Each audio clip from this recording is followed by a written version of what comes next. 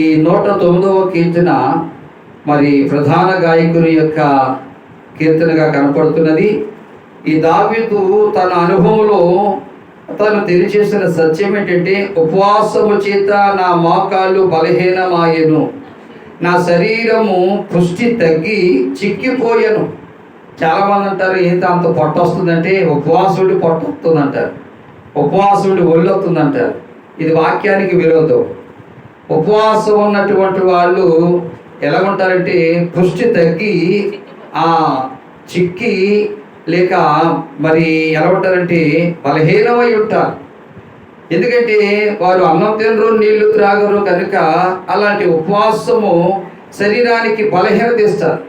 మరి నాడు 40 రోజులు ఉపవాసం ఉన్నానని డబ్బా కొట్టుకునే ప్రజలు చాలామంది ఉంటారు. వారు ఏది తగ్గరు. అంటే పాలు తాగుతారు, ద్రాక్షరసం తాగుతారు, జ్యూసులు తాగుతారు, ఏమండి రాగజావలు తాగుతారు, ఏమండి ఇవన్నీ తాగేసి తినేసి పైకి ఏమంటారంటే ఉపవాసం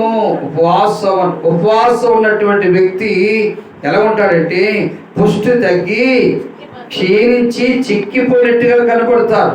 అది నిజమైన ఉపవాసం. ఇక్కడ కీర్తన కడది చెప్తున్నాడు, ఉపవాసము చేత నా మోకాళ్ళు బలహీనమాయెను, నా శరీరము పుష్టి తగ్గి చిక్కిపోయినట్టున్నాడు. దేని చేత?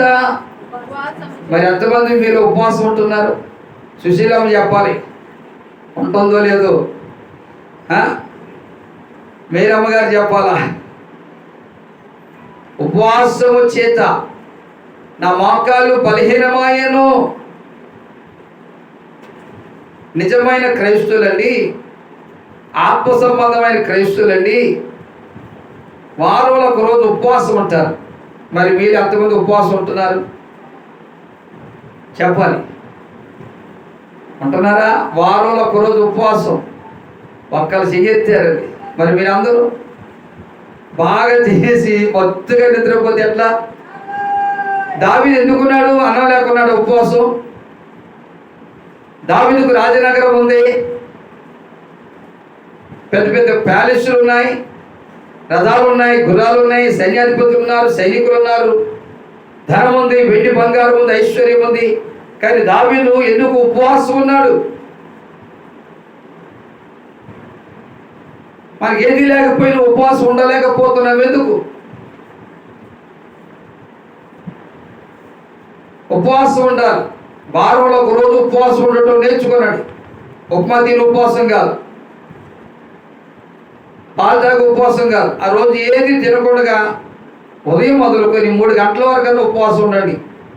ఉపవాసం ఉండి పనికి వెళ్ళకూడదు, వ్యాపారానికి వెళ్ళకూడదు, ఉపవాసం ఉండి పేపర్ చదువుకోకూడదు, ఉపవాసం ఉండి ముసలం ముచ్చట్లు వేయకూడదు. ఉపవాసం ఉన్నటువంటి వారు దేవుని సన్నిధిలోకి వచ్చి ప్రార్థన చేసుకుంటూ ఉండాలి, ధ్యానిస్తూ ఉండాలి, స్తుతిస్తూ ఉండాలి, పాటలు పాడుకుంటూ ప్రార్థన చేసుకుంటూ వాక్యాన్ని చదువుకుంటూ లేక వాక్యాన్ని వినుకుంటూ అలా సమయాన్ని గడపాలి. అది దేవునికి ఇష్టమైన ఉపవాసం. అలా చేయడానికి మీరు ఇష్టపడితే దేవుడు మీ కష్టాలను తొలగిస్తాడు. దేవుని స్తోత్రం. అందుకే దావీదు అన్నాడు, ఉపవాసము చేత నా మోకాళ్ళు బలహీనమాయెను. ఈనాడు ఉపవాసం ఉన్నామంటారు కానీ వారు శరీరం ఏమీ తగ్గదు, వారు పొట్ట ఏమీ తగ్గదు, బక్కచిక్కలు ఇంకా లావైపోతారు. ఏంటంటే వారు గడ్డి లాంటి అన్నం తినకుండా బలమైనటువంటి జ్యూసులు తాగి ఎవరిని బలం తెచ్చుకుని బలవంతులుగానే ఉంటారు. కానీ ప్రార్థనా బలం ఉండాలి, ఆత్మీయ బలం ఉండాలి. ఆత్మీయ బలం, ప్రార్థనా బలం ఉండాలంటే నువ్వు శరీరానుసారంగా చిక్కిపోవాలి. శరీరానుసారం చిక్కిపోవాలంటే పస్తుండి ప్రార్థన చేయాలి, కడుపు కార్చుకొని ప్రార్థన చేయాలి.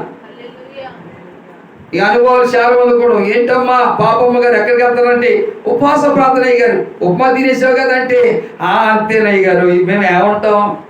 మరి ఎందుకు నీకు ఉపవాస ప్రార్థన? ఉపవాస ప్రార్థన అంటే పరగడుపు.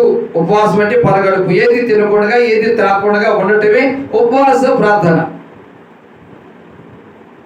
కాబట్టి అలాంటి ఉపవాసం ఉన్నప్పుడు దావీదు అంటున్నాడు, నేను క్షీణించిపోయాను, నా మోకాలు క్షీణించినవి, నేను ఎలా ఉన్నానంటే బలహీనమైపోయాను, నా పుష్టి తగ్గిపోయింది.